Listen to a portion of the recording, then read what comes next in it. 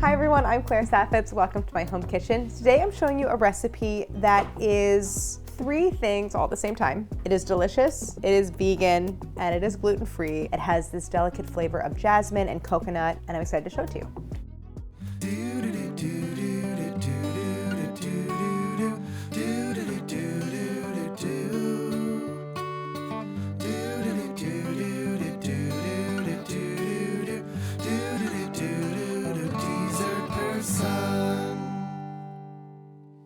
Okay, I love rice pudding. I love it so much. I put, I think, 3 different recipes for it in What's for Dessert in my second cookbook. It's like a thing people say in whispers. They're like, I love rice pudding. And it's like, say it out loud. It's delicious. It's a great dessert. It is in this category of desserts that's like a starchy base that's kind of cooked soft in like dairy or something sweet. And this version is vegan because I'm using as my base coconut milk and rice milk. I think it's a really great recipe to have in your toolbox if there's any dietary restrictions. But it's also a pantry recipe because it uses canned coconut milk, rice milk is shelf stable. I'm using a can of lychees, that's kind of like the finishing touch to really play up the tropical flavors, and dried coconut and rice. So, and jasmine tea. We'll get to that. You don't miss the gluten or the dairy or the eggs. So for the ingredients, I already have them out of the can, but this is 2 cans of unsweetened regular coconut milk. Not light coconut milk, not coconut cream, not any, just regular full fat coconut milk. Then I have 2 cups of rice milk. You could use like any non-dairy milk replacement, but I'm making rice pudding, might as well use rice milk. I have 1 cup of jasmine rice. So this recipe is really all about the kind of like floral flavors without it being, you never want something like tastes like soap. But I love jasmine. Jasmine is maybe my #1 favorite scent. And so I'm using jasmine rice and jasmine tea.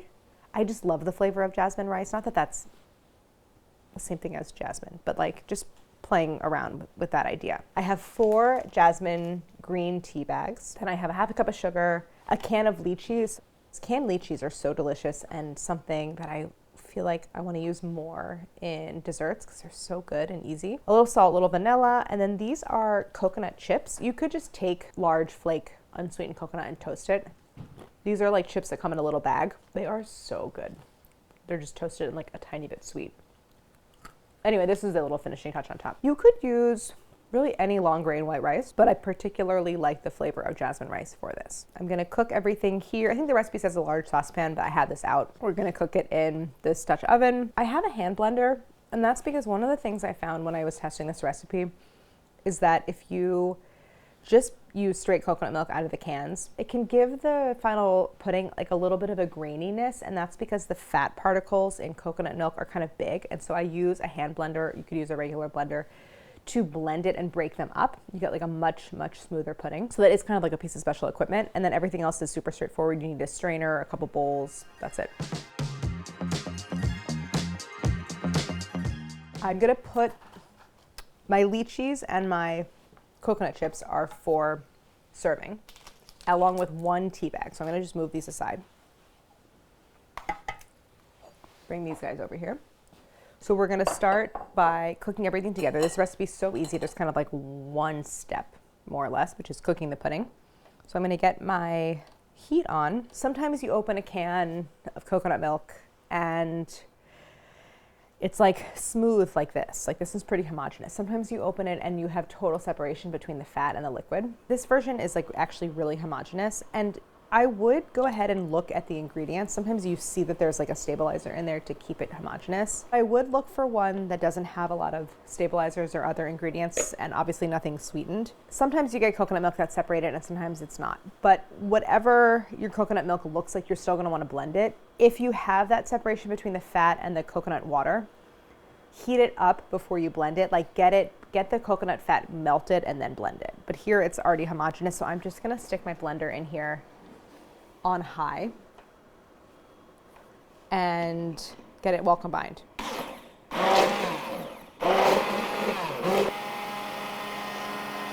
Take 30 seconds or so. I love a hand blender because you can do everything right in the pot, and this is kind of a 1-pot dessert. If you only have a standard blender, that's fine. You can just dump the cans right in the jar of your blender and blend them and then add it to your pot. So that's all we need from the hand blender.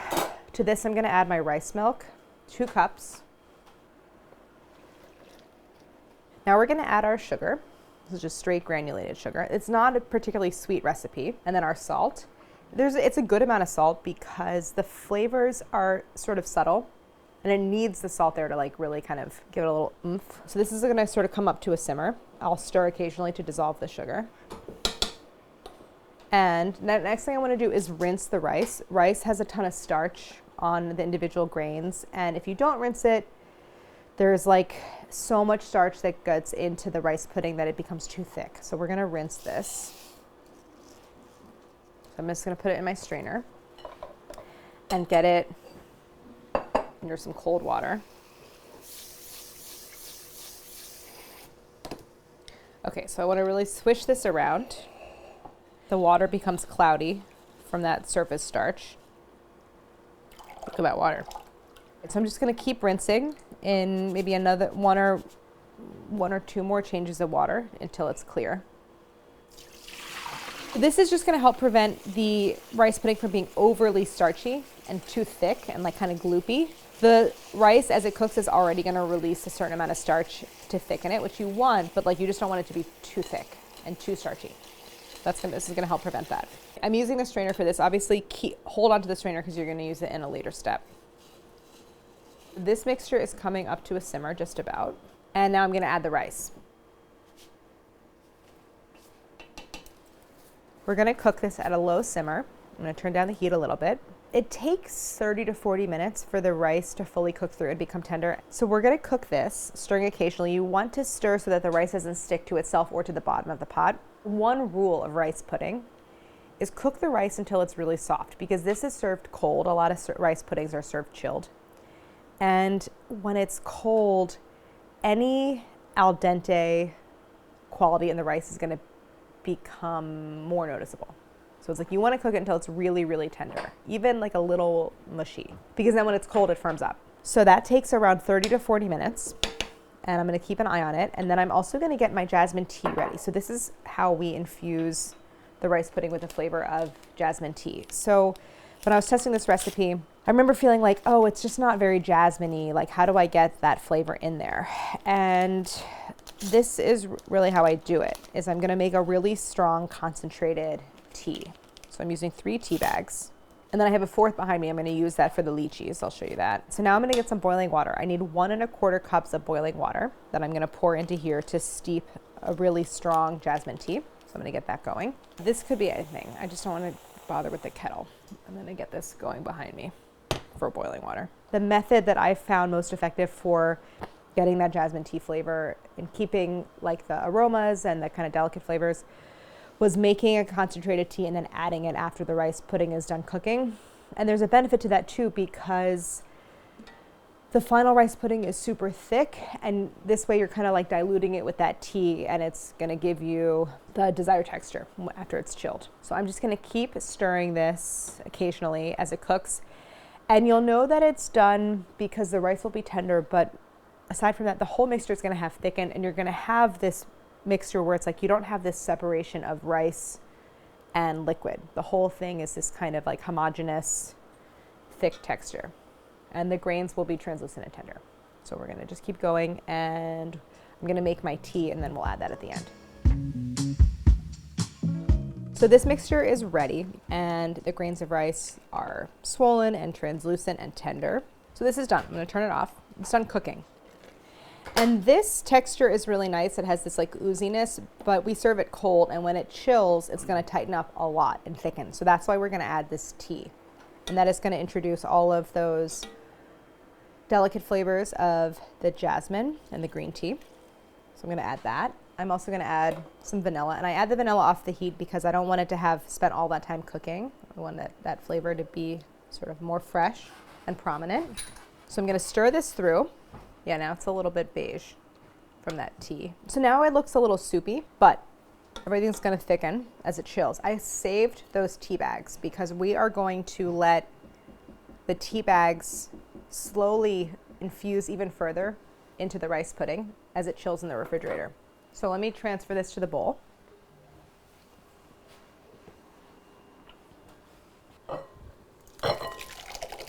I just splattered it, but that's okay.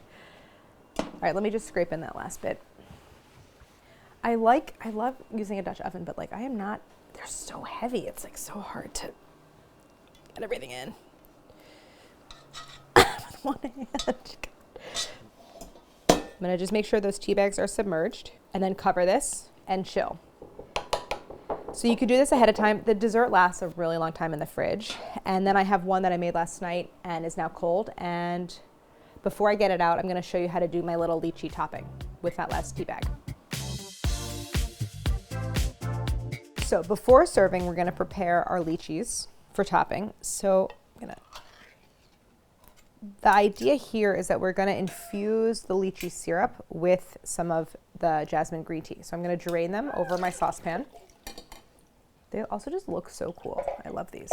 Now I'm gonna get the syrup warming up. I'm gonna bring it to a simmer, just like I'm making a tea with it. And while that's coming up, I'm gonna slice the lychees in half. This is just a visual thing. This is just because I like the way it looks for serving. I remember the first time I ever had a lychee, I was like, what is this flavor? They're kind of magical. Another reason why canned lychees are great is then they're already pitted. So now this is up to a simmer. We're gonna take our fourth tea bag and add it to the saucepan and then just turn it off and let this infuse. I have the tea bag in here. This is making this kind of infusion with the syrup. When that is done, I'm gonna pour it back over the lychees, grab my coconut chips and my cold rice pudding, and we're ready to serve. You see, it's really, really easy.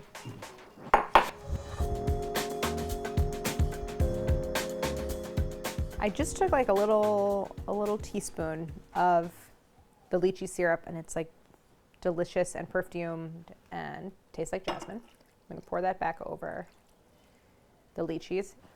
All right, so here's the rice pudding. I made this one last night. You can take the tea bags out. And again, this is served chilled. So we're gonna just stir this. You can see how much it's thickened.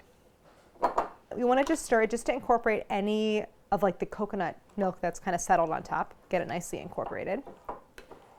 And now it's fun to serve it in a glass. It's such like a neutral tone dessert. I feel like making it a little fancy in a glass is kind of nice. It's a pretty rich dessert because that coconut milk has a lot of fat. The rice is pretty substantial. So it's like, this is not a dessert where you want a very large portion, I think. Now I'm gonna top it with some of the lychee halves and some of the syrup too. I think some of the lychee syrup I think is nice. And then the coconut chips, it's really nice to have the texture from the coconut chips. So I'm gonna give it a taste. I'm gonna taste it without the lychee first. The rice, it's not super mushy and it's not falling apart, but it's tender. There's no crunch. You don't want that like starchy crunch at all. It's kind of refreshing. It has floral notes, the coconut, the light sweetness, really good. And the little crunch of coconut is so good. Hits, I think, all the flavor notes and texture notes, and is also vegan gluten-free. So I hope you try it. It's a great recipe any time of the year. It'll keep for a really long time. You could serve it and then serve it a week later. Like all these things hold in the fridge, and the chips just like store them airtight and they'll last for a long time. So really easy, really delicious. I want to say thank you so much for watching, and don't forget to like and subscribe. Have I had breakfast yet? No. No. Gut.